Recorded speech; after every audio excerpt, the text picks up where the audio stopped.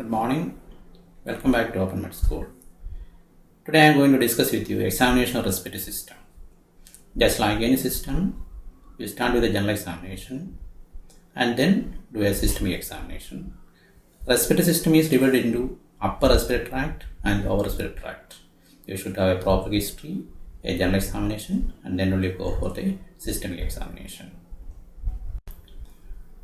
Before starting the examination, you should wash your hands, introduce yourself, confirm the patient's name and identification by at least looking into the ID number or home address. Briefly explain what you are going to do in patient's own language and get their consent. Then only start examination. And it is a female patient, always should have a female bystander or a chaperone with you in order to avoid later complaints. What should be the position in which patient should be examined? Ideally, the patient should be in the sitting posture so that you can examine, inspect from front, back and side. And if the patient cannot sit, the lying down position or 45 degrees you can use, and turn the patient to side so that you can examine the whole of the chest. Do always a general inspection, preferably from standing from the foot end of the patient. Look at what is the approximate age of the patient, because some diseases like malignancies, COPD are more common in elderly. Look for features of cyanosis and breathlessness. Look for the tripod position, which is characteristically seen in patients with COPD. They will also have pursed breathing. They will be sitting with their elbows on their thighs or on the table like this. The tripod position should be looked for. Carefully look for medical equipments attached to the patient. Observe if there is any cough. If the cough is there, the character of the cough, including the bovine cough, about which we have discussed earlier, audible wheezes, whether there is any stridor is there, whether the patient looks pale, or features of edema or cachexia are there, because cachexia is a feature that is seen in malignancy or in chronic disease like tuberculosis. All these should be the general observation. As mentioned earlier, look for medical equipments like oxygen delivery devices, sputum port, other medical equipments like monitors.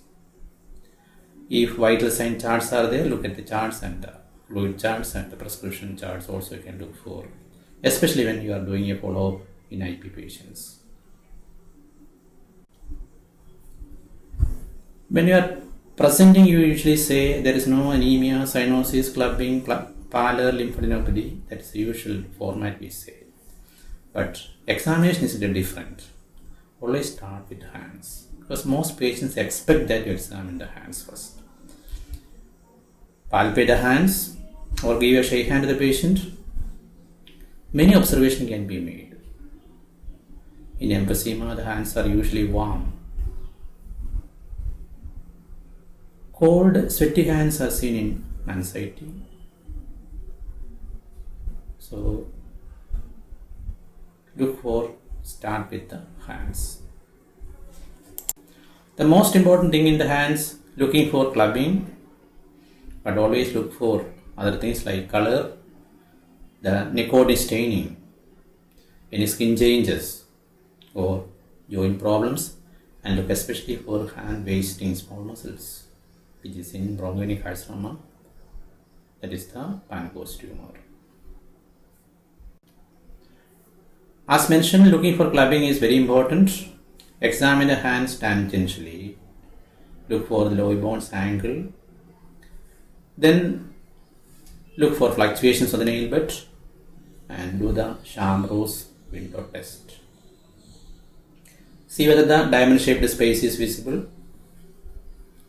If there is a parrot beaking or drumstick appearance is there, press the long bones, squeeze like this and see whether the patient has got pain or they winces.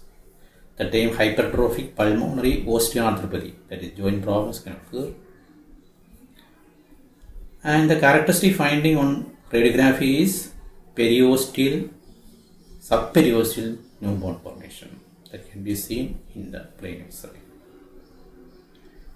The pulmonary causes for clubbing are most important is lung cancer, suppurative lung disease like bronchiectasis, lung abscess.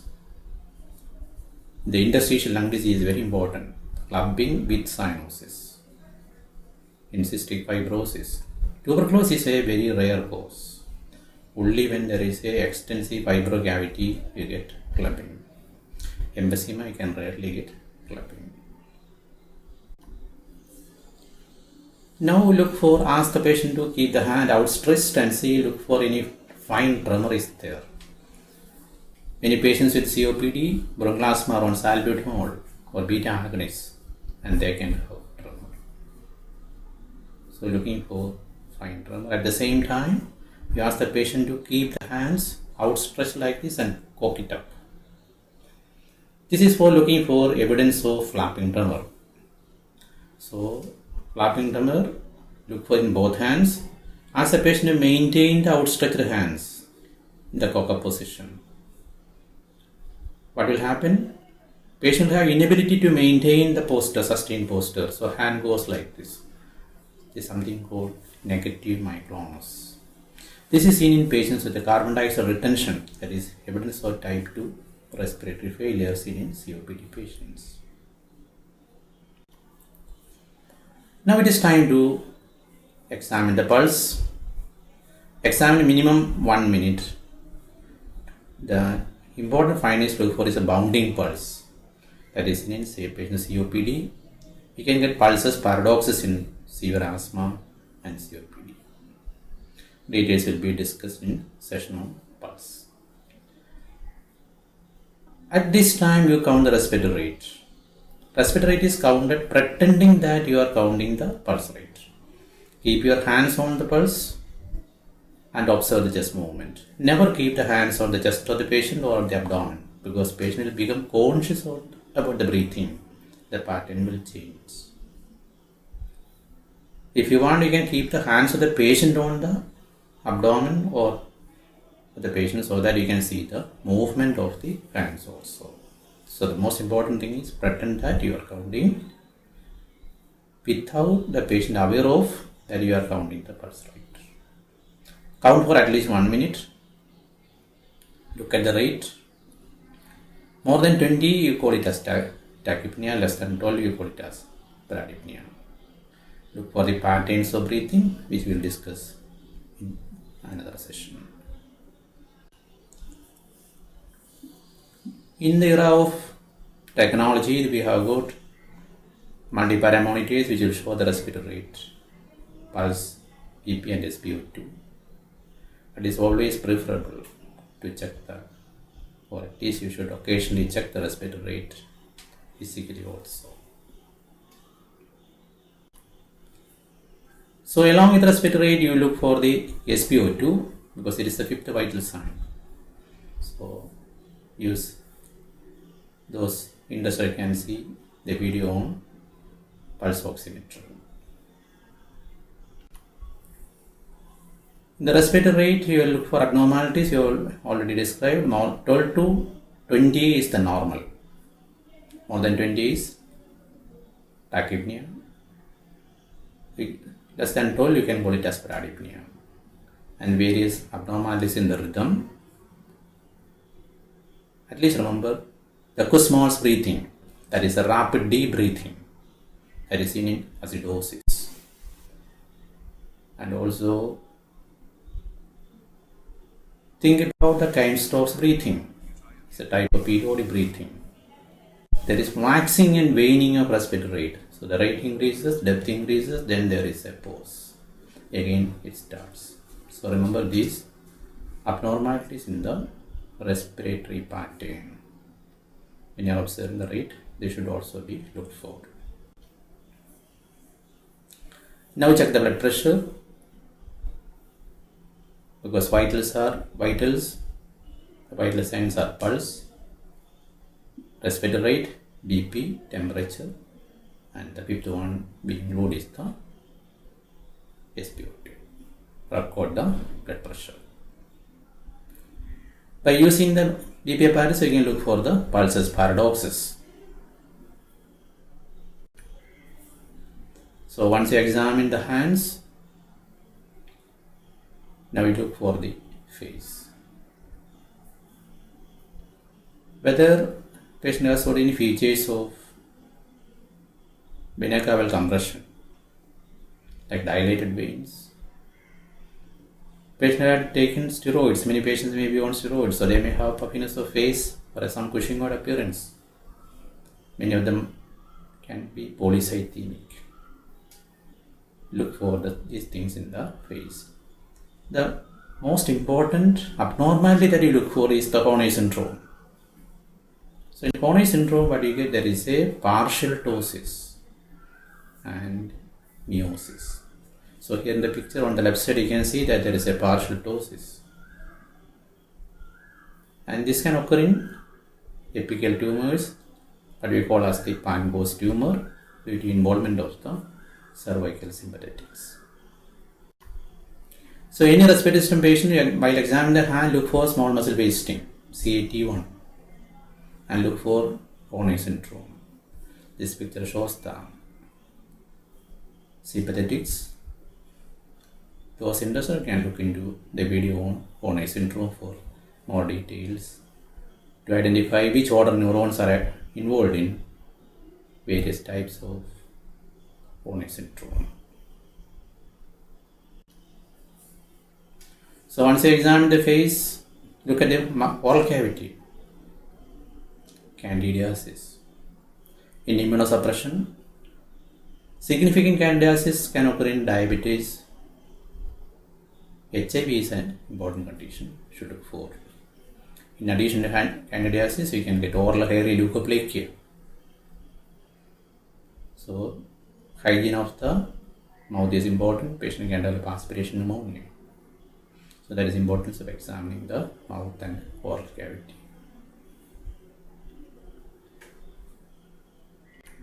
During examination of the face, we can complete the examination of the upper respiratory tract. You can look at the nostrils, the flaring up of LNAC, any tenderness of the paranasal sinuses, deflected nasal septum should also be looked for. Once you have completed the face, now it is time to examine the neck. The neck we are interested in, one is the jugular venous pulsations, second is the trachea, the thyroid and the lymph nodes. These are the minimum 4 things you should examine in the neck. Details of the jugular venous pressure and measurement is discussed along with the cardiovascular system. Here we are interested to see whether the neck veins are engorged, whether it is pulsatile. In non-pulsatile, engorged veins are characteristic of superior vena cava compression. That is what we are primarily interested. If the jugular venous pressure is elevated in a COPD patient, this can be due to poor pulmonary. Right heart failure, that is occurring in patients with respiratory disease due to development of pulmonary arterial hypertension that later leads on to right heart failure. When the neck veins are engorged, look at the legs and see whether there is any edema. Because in right heart failure, the first sign to appear is edema and the last sign to disappear is also edema. So elevated JAP without pleural edema is not due to cardiac failure. That's a point you should keep in mind. Hope this point is clear. And in patients with early heart failure, we can go for the hepatojugular reflex, press on the abdomen and see whether the sustained rise of jugular pulsations occurs. And in case of retrosternal thyroid, you can look for the Pemberton sign. It is asking the patient to elevate the hands like this and see whether there is a congestion of the face of pores. That is the Pemberton sign. We have mentioned the respiratory cause of raised JVP. First and foremost, think about superior vena cava compression, where you get a non-pulsatile JVP and the upper level of JVP cannot be visible. Congestive heart failure that we have discussed. Now it is time to look for the lymph nodes. Lymph nodes are examined usually from the back. All the lymph nodes should be examined properly. We are mainly interested in the supraclavicular lymph nodes. The right supraclavicular lymph node is enlarged in supradiaphragmatic conditions. And the left supraclavicular lymph node, otherwise called the Virchow's node, is characteristic of infradiaphragmatic malignancy, especially gastric carcinoma. Those interested to know about the Virchow's nodes and the proceed sign are requested to view the video on Virchow's nodes. The lymphatic drainage of lung is important. The whole of right lung and the lower lobe on the left side drains to the right supraclavicular region. So that is why supradiaphragmatic conditions produces enlargement of the right supraclavicular gland. The pleura drains into the axilla. Subcomatosis of pleura can produce lymphadenopathy in the axilla. The respiratory cause of lymphadenopathy are 1. Tuberculosis can occur in sarcoidosis and lung cancer with metastasis. We have mentioned about the retrosternal goiter, the Pemberton sign, which may come with features suggestive of a superior vena cava compression. Now it is time to look at the skin, whether there is any abnormalities, especially related to tuberculosis, like cyanosis, scars, papillonecrotic tuberculosis, lupus vulgaris, plectin, etc. You can look for. Now it is time to examine the lower respiratory tract, and this will be discussed in detail in the next session. Thank you for the listening. Stay tuned for further videos on respiratory examination. Thank you. Hope this was useful to you.